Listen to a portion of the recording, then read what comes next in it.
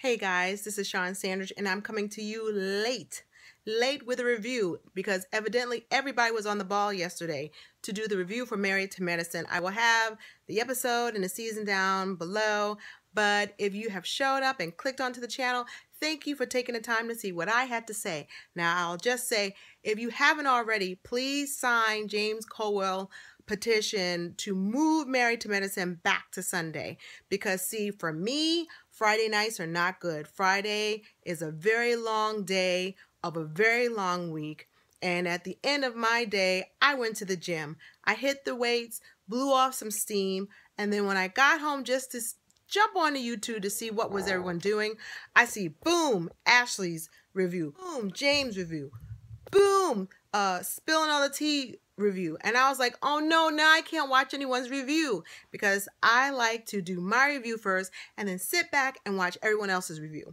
Makes it kind of, clean. I'm not influenced by other people's interpretations. I'm just doing it off the dome and I'm giving you my review. So I could not watch anyone's review.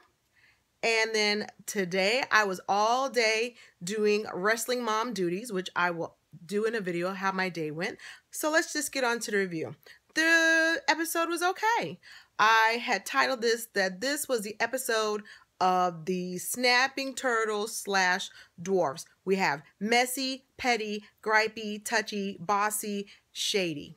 I don't know if that's all 7, but that's what I wrote as I was watching the review. So, of course, we know that this is the annual couples trip, plus it is Simone and Cecil's 20th anniversary. And as someone who's getting ready to celebrate 23 years of marriage coming up soon in February, I understand how this is a really big deal when you hit the 20-year mark.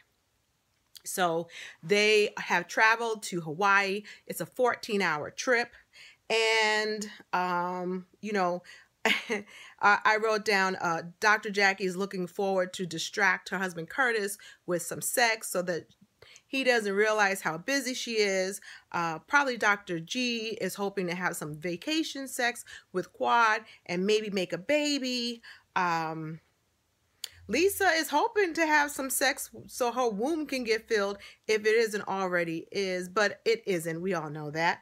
And Toya hopes that Lisa ditches the trip altogether. So they travel 14 hours. It's a long trip.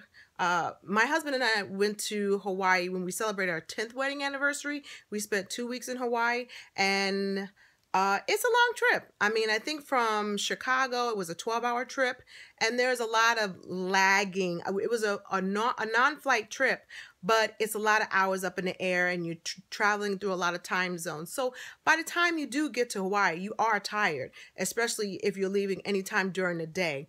When we traveled back, we actually left at midnight, and I took a Tylenol PM, and I slept through the whole trip and woke up and was ready to go.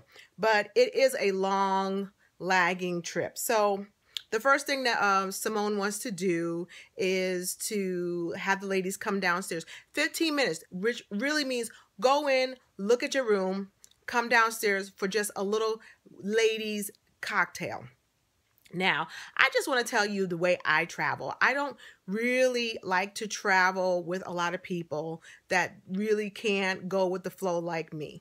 Now, I understand this is a couples trip and that I'm a team player. I go with the flow. I'm really not someone that demands a lot. I'm someone who goes with the flow. I don't like to do a lot of activities. So if I was to go on like a cruise, I like to join the things that I want to join in, not join in the things that I don't want to join in. Now, even though this is a couples retreat, this is still each other's individual's vacation. So me personally, even if I was to host, yes, there are some things that I probably would want people to join in, but I wouldn't sweat it because we all are busy people. Most of the husbands and wives don't get enough time together. So you're going to do what you're going to do.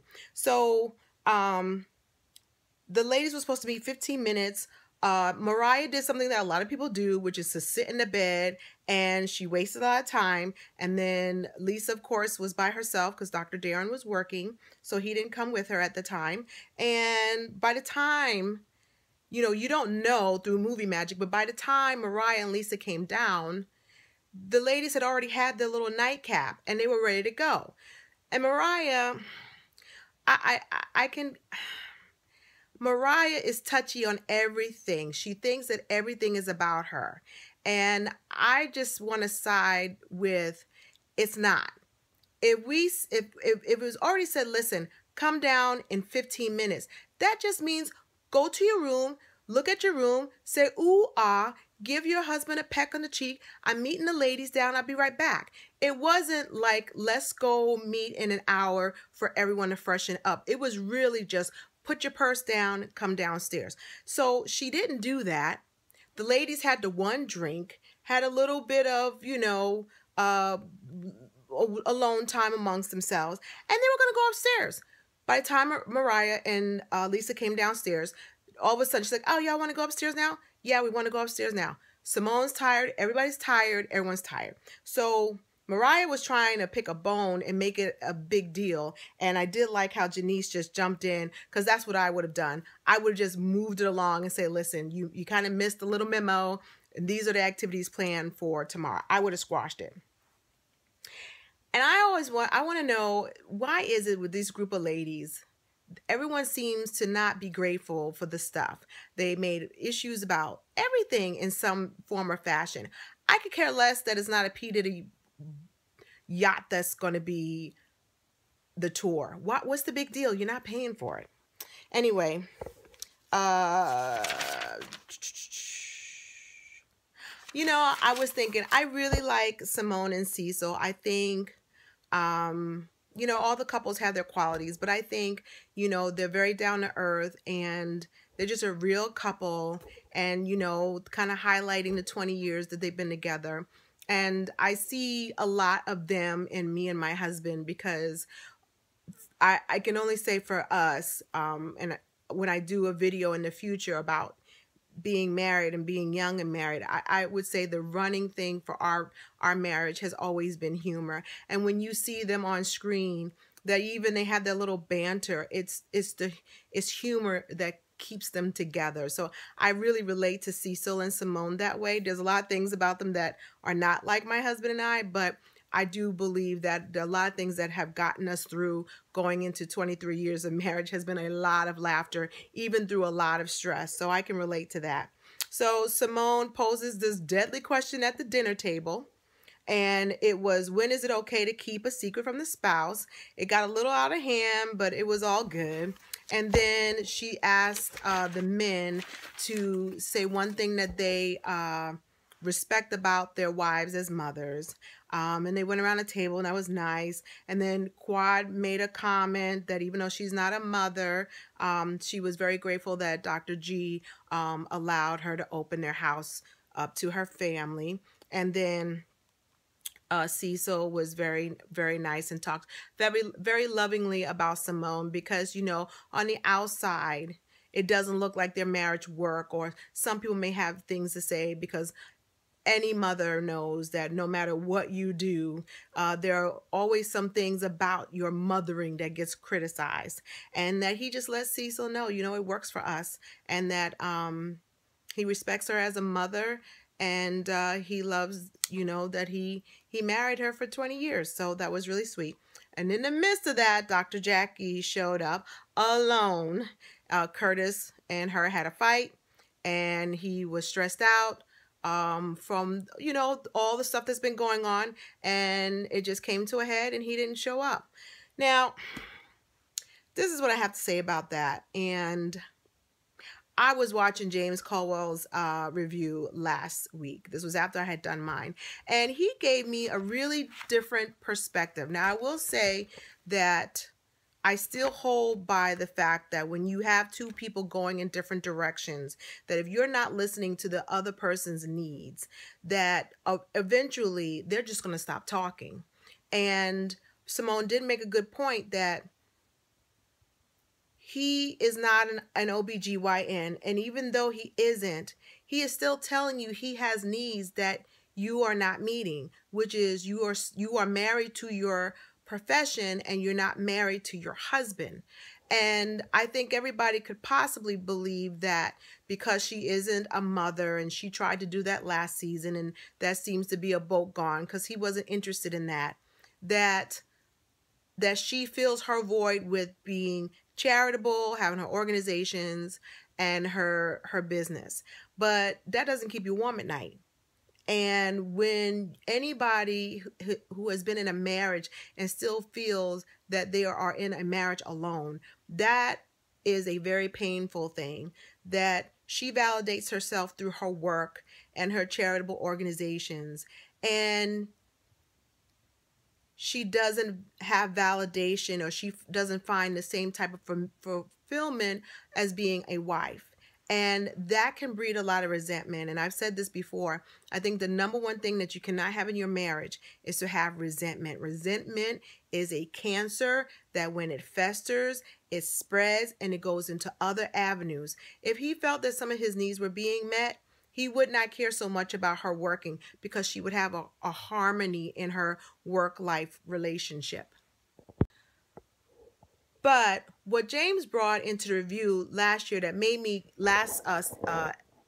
week, that made me have a different realization, because I have been blessed not to be in a life-threatening situation. My husband was in a car accident last year, and it was very, very, well, actually it was longer than that. But last year was a very, very difficult time, medically speaking, for my husband. And it took a toll on our marriage last year.